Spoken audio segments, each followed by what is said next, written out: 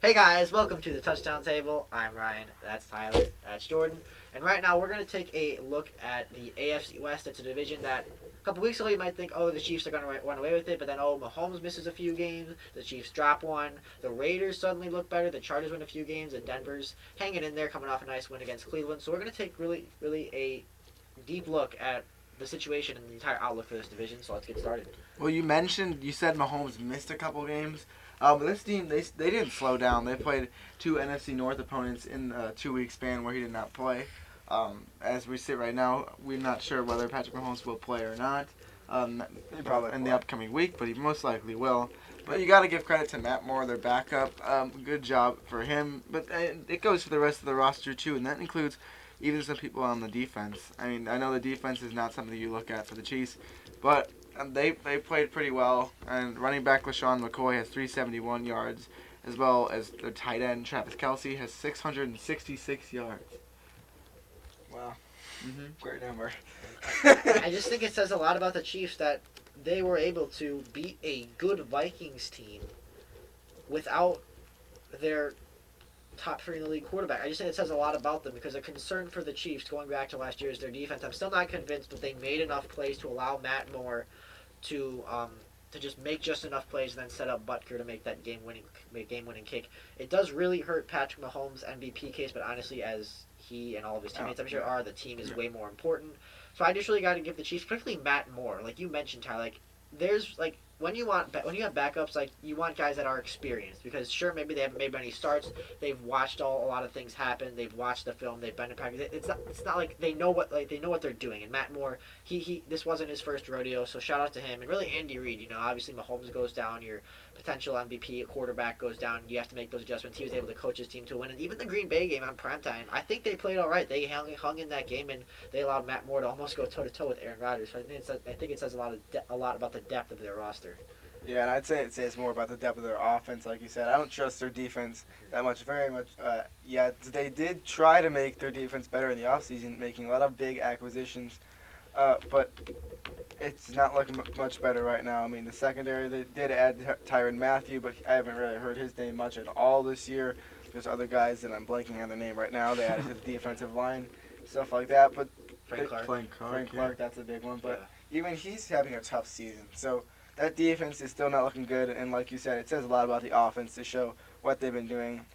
And when Patrick Mahomes comes back, it's going to be scary because they had that time where that offense had to come back and say, all right, we got to do this. We all got to step up. Pat's injured, and now they've all stepped up. They all know where they are. So if they just continue to play at the level that they were just playing, it could get ugly for the teams they're playing against them. Now, you mentioned the defense. I kind of want to just hop around the division. We'll come back to teams, but I think a team that when you think about defense in this division, at least at the beginning of the season, you were thinking Denver Broncos. They had Vic Fangio coming into this team and being a guy, obviously a defensive coordinator for the Bears last year, a guy that was supposed to change this defense and a defense that was already good.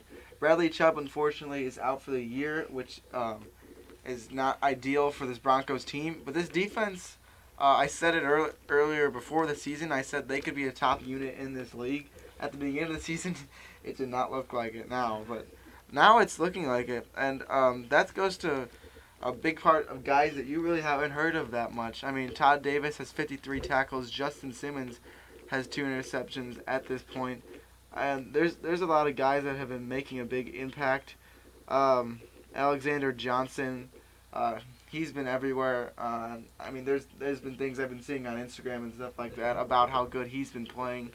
It's been really nice to see, as well as familiar faces like Derek Wolfe, Von Miller, and Chris Harris Jr. So their defense is stepping it up. Yeah, it's just the offense that's been the problem because the last time the Broncos had a quarterback that they knew was the guy 100%, no doubt, they were playing in Super Bowl 50. Just every game since then, you think the Broncos went out of the field. They just didn't know what they were going to get at the quarterback position. I mean, honestly, can you guys tell me who the Broncos quarterback is? Can you guys tell me who it is right now? Brandon Allen? Okay. We just talked about Brandon Allen. Yeah. I mean, like, he's just someone that you don't know the name of very It's well. the year of the Allen backups. Yeah. Right? It really is. The 3 Allen backups won. Or not Josh Allen's backups. not a backup. Not backups. 3 Allen Josh quarterbacks. Allen. I mean, if Nathan Peterman was still in Buffalo, he'd be the backup. But, you know. Yeah, of course.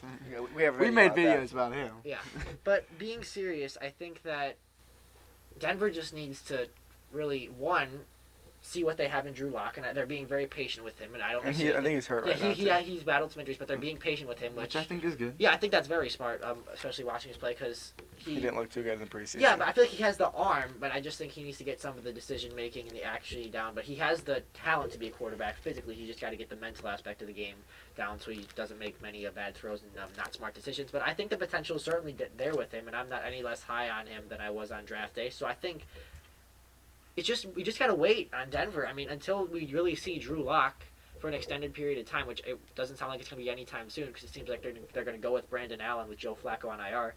It's just we gotta play the waiting game with these Broncos right now. Mm-hmm. And the quarterback has been a huge problem, but another problem with the Denver Broncos has had is at the wide receiver position. Yep.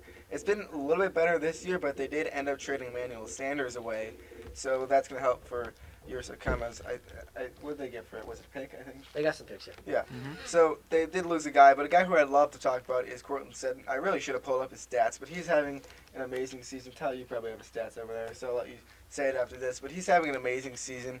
I believe this is his sophomore year. So being a rookie last year, you never know the steps that a rookie's going to take going into their next season. But Cortland Sutton has really stepped up. He's getting a lot of receptions every single game. He can be a deep threat. He can be really anything that you want, and he's got some great hands too. So Cortland Sutton, that's a big shout out in that offense. Also, Philip Lindsay and Royce Freeman, they're both pretty adequate. Philip Rivers is on another team. We'll get there. Yeah, but you said we caught that, but it's okay. I actually was not saying that. I just was stumbling over my words like I usually do. But Philip Lindsay, like I was saying, they try to make assumptions over me. I was actually saying Philip Lindsay, and they try to make fun of me. But they've both been pretty good running backs this year. Like I said, I really should have pulled up the stats. I don't have it, but they've been pretty good. Yeah, you mentioned Cortland Sutton. Emmanuel Sanders no longer with the team. He's still second receiving for this team, that's which is not good. But Cortland Sutton is having himself a good year. He has 692 yards, maybe another wide receiver 4 touchdowns for the Broncos besides Cortland Sutton. No, don't look at your list. Off the top I know. I can name a tight end. Yeah, and I know a receiver. Okay, who's your receiver? Deshaun Hamilton. Okay. Yeah.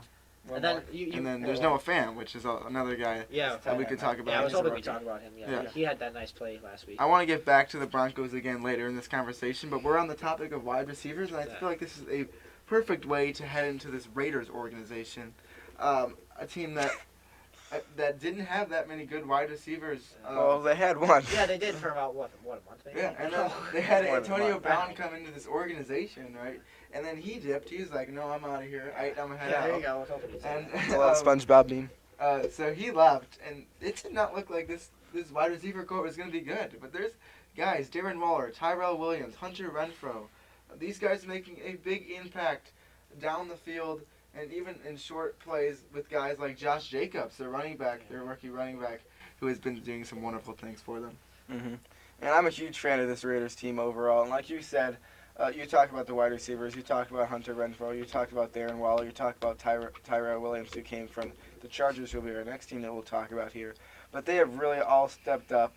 Darren Waller has become a top-tier tight end in this league, so that's a really good job by him. And Tyrell Williams, he was kind of that deep threat with the Chargers. He's now on a new team. He's in a new role, doing a lot of different things.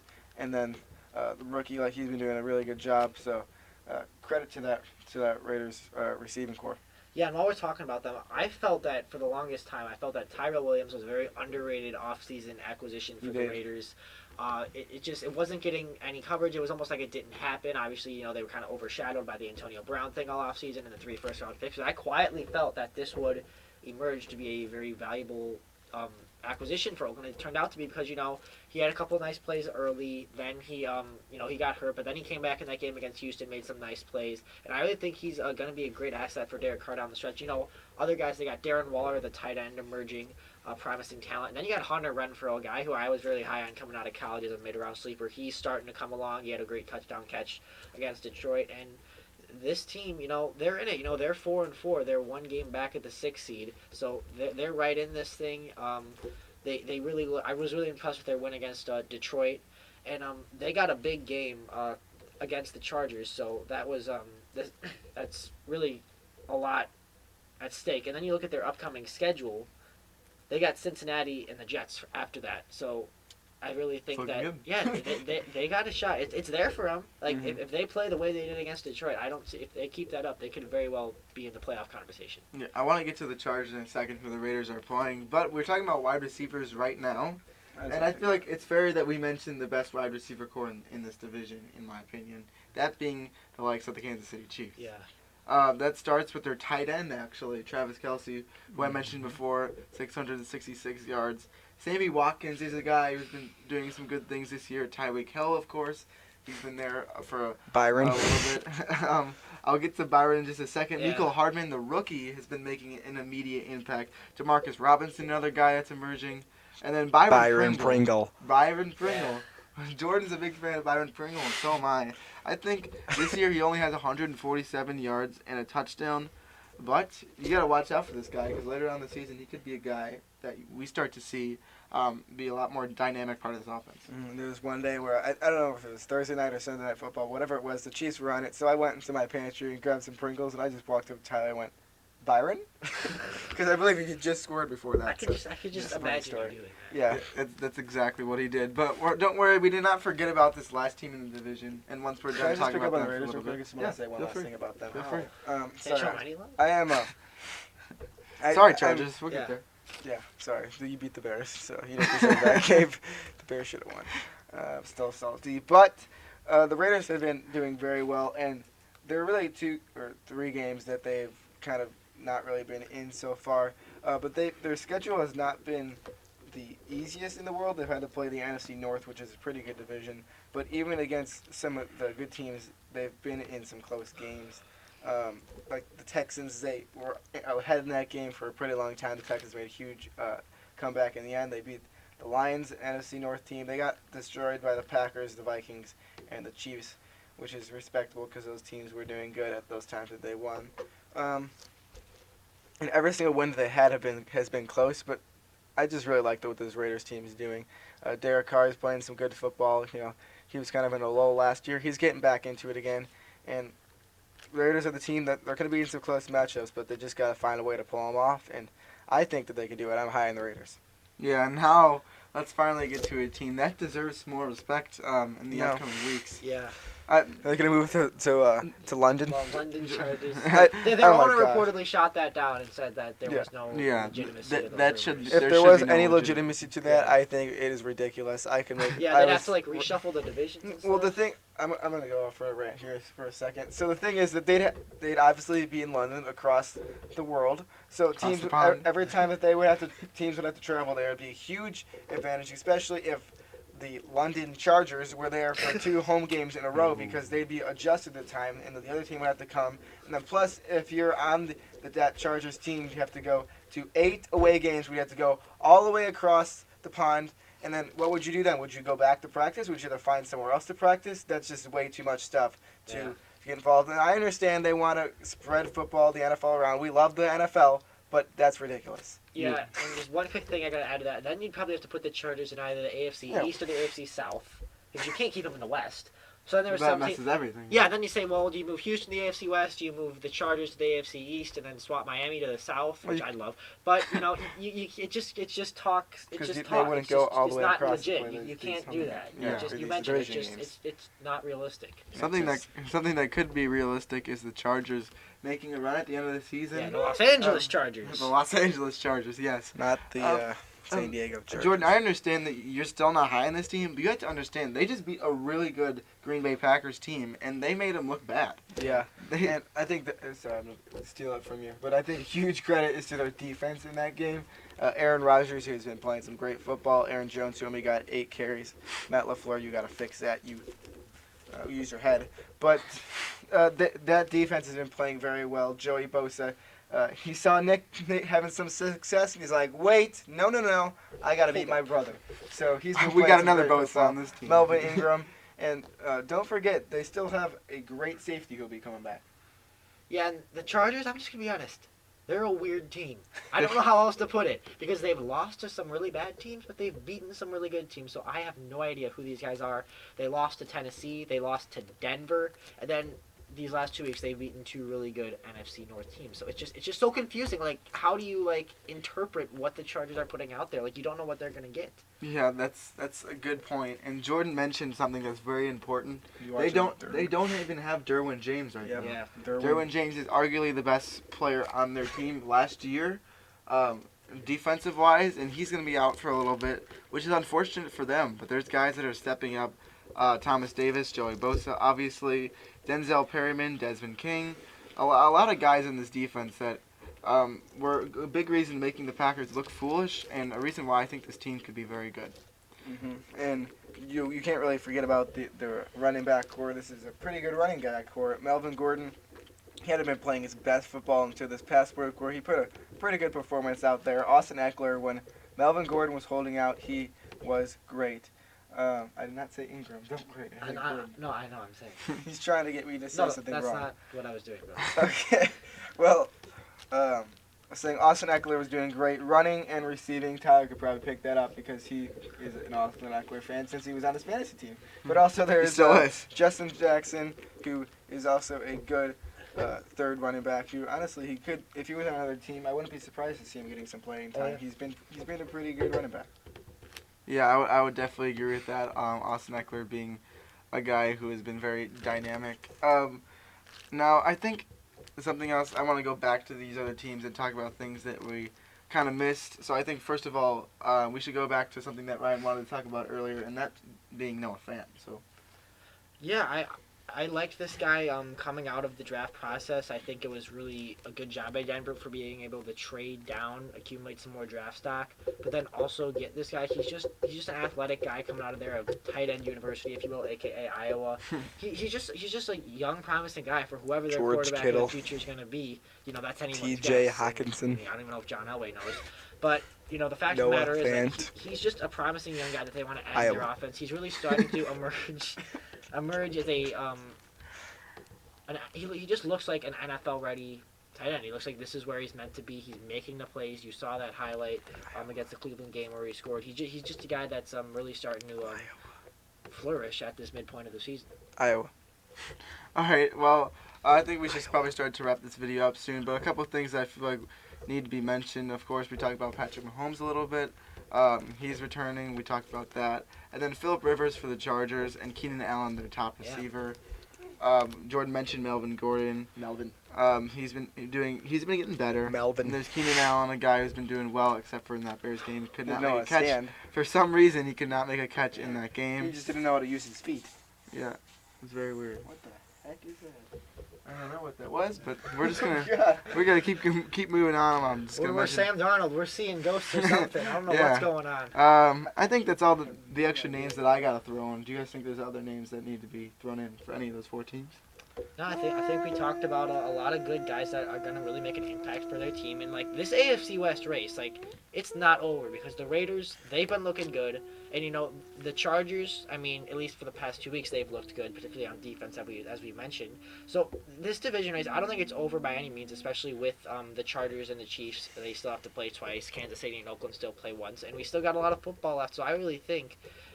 Obviously, it's still kind of between the Chargers and the Raiders for who's going to be the true wild card contender in that division. But I'm not calling this race over by any means right now. And just to say like 2 more names here, we'll go to the Chiefs in the running back core. We'll talk about them. Damian Williams and LaShawn McCoy. The one hand. Yeah. They've been doing some pretty great things.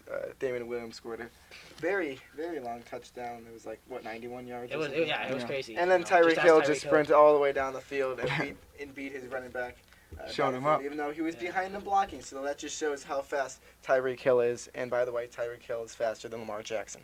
Yes. Some people think otherwise. Those people are wrong. Wrong. All right, so to wrap it up, here's the standings for this division. Kansas City at 6-3. The Raiders just behind them at 4-4. Chargers also have 4 wins. They're 4-5 though. They have not had their bye yet. And then the Broncos, who are just 1 game behind, don't count them out yet. They're 3-6. The record doesn't look good, but they've been looking better every week. So thank you guys for watching this video. I hope you enjoyed. Make sure to subscribe to our channel. Comment your opinions on these 4 teams down below. hit the like Do it. button. That makes us happy every time we Do see it. more likes. It really does. And hit the notification bell so you can be notified every Dang time we post a video on this channel. It doesn't make that sound, don't worry. No, yeah, It should, does not. it really should, You'll though. be safe from that noise. Dang. All right, thank you guys again for watching this video. We really do appreciate it, and we'll see you guys later. See ya.